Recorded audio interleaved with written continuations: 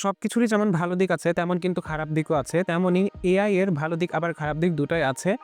AI এর সচরাচর ভালো দিকগুলো সম্পর্কে আমরা সবসময় শুনি। কিন্তু খারাপ দিকগুলো বলতে ওই জব চলে যাবে বা ফিউচারে হচ্ছে মানুষদের জব কেড়ে নেওয়া হবে, এই ধরনের কথাগুলো শুনি। কিন্তু আপনি কি কখনো ভেবে দেখেছেন যে লং টার্মে আপনার নিজের উপর এআই কিভাবে প্রভাব ফেলছে? আপনি নিজের লং টার্মে কিভাবে চেঞ্জ হয়ে যাচ্ছেন এআই এর কারণে, এই জিনিসটা কি ভেবে দেখেছেন? তাহলে একবার ভেবে দেখেন যে আপনি রেগুলার এখন এআই ইউজ করেন। একটা সময় ছিল যখন এআই ছিল না, তখন মানুষ নিজের হচ্ছে ইমেইল, লেটার অথবা প্যারাগ্রাফ যেকোনো কিছু, যেকোনো রাইটিং নিজে ভেবে, ভেবে লিখত। এই যে ক্রিটিক্যাল থিংকিং, এই জিনিসটা কিন্তু এখন মানুষের হারিয়ে যাচ্ছে। এখন দেখা যাচ্ছে যে নরমাল ছোটখাটো একটা ম্যাথ প্রবলেম সলভ করার জন্য সরাসরি মানুষ এআই এর কাছে যাচ্ছে, নিজে সলভ করা বাদ দিয়ে। এতে করে কি হচ্ছে, নিজের ব্রেনের নিউরনগুলো ইনঅ্যাক্টিভ হয়ে যাচ্ছে।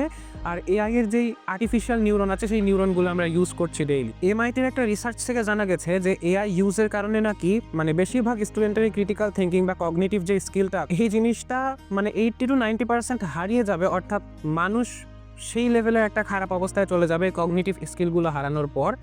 এই জিনিসটা তখনই হয় যখন আমরা এআইয়ের এফিসিয়েন্সি সম্পর্কে না জেনে, এআইয়ের সম্পর্কে না জেনে, এআইটা কীভাবে ইউজ করতে হয়, কীভাবে ইউটিলাইজ করতে হয় নিজের সাথে, এই জিনিসটা না জেনে এআইকে ইউজ করি। এই কারণেই মূলত আমাদের হচ্ছে এই সমস্যাগুলো হচ্ছে। আমরা যে কোনো কাজ এআইকে দিয়ে সরাসরি করিয়ে নিচ্ছি আমরা নিজেরা না ভেবে।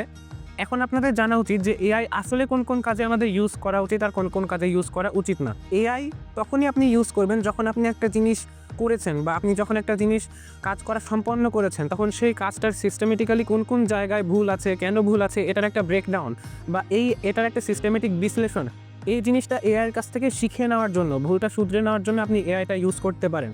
বা স্টুডেন্টরা কোনো একটা জিনিস বুঝতে পারছে না, সায়েন্টিফিক প্রবলেম হইতে পারে বা হিস্টোরিক্যাল কোনো ফ্যাক্ট হইতে পারে, এই জিনিসগুলো এআইকে দিয়ে শিখে নেওয়া। অ্যাজ আ টিচার এআইকে ইউজ করে, এআইকে একবারে টুল হিসেবে ইউজ করে না যে আমি আমার প্রবলেমগুলো, অ্যান্সারগুলো একবার এআই থেকে বের করে এনে আমার হোমওয়ার্কে, অ্যাসাইনমেন্টে, এই ওয়ার্কগুলোতে আমি দিয়ে দিব। এতে করে কি হবে, আপনি আপনার হোমওয়ার্ক, কোশ্চেন, ওয়ার্ক কোনো কিছু তো আপনি নিজে চিন্তা করে লিখছেনই না, বরং এআইকে দিয়ে করে নিজের ক্রিটিক্যাল থিঙ্কিংগুলো নষ্ট করছে। এখন আপনি বলতে পারেন যে আমি তো এআইয়ের সাথে যুক্ত না ভাই, আমি তো চ্যাটজিপিটি, জেমিনি ইউজ করি না। ভাই, আপনি এগুলো ইউজ না করলেও আপনি এআইয়ের সাথে যুক্ত। যেমন বিভিন্ন ধরনের হচ্ছে সোশ্যাল মিডিয়া অ্যালগোরিদমস, তারপরে আপনার ফোনে ইন্টিগ্রেটেড এআই, আপনি যদি স্মার্টফোন ইউজ করে থাকেন, লেটেস্ট সফটওয়্যারের সাথে এআই ইন্টিগ্রেটেড থাকবে। সো এই সমস্যাটা থেকে বের হয়ে আসার জন্য আমরা কী করতে পারি, বিভিন্ন ধরনের মাইন্ড গেম আমরা খেলতে পারি, যেগুলো হচ্ছে গুগল প্লে স্টোরে ফ্রিতেই পাওয়া যায়। এগুলো ডাউনলোড করে আপনারা খেলতে পারেন, বেশি বেশি চেস খেলতে পারেন। AI is very useful for us, কিন্তু এই জিনিসটাকে যদি আমরা ঠিকভাবে ইউটিলাইজ করতে না পারি, তাহলে এই জিনিসটাই আমাদের জন্য অনেক বেশি ক্ষতিকর হয়ে যেতে পারে।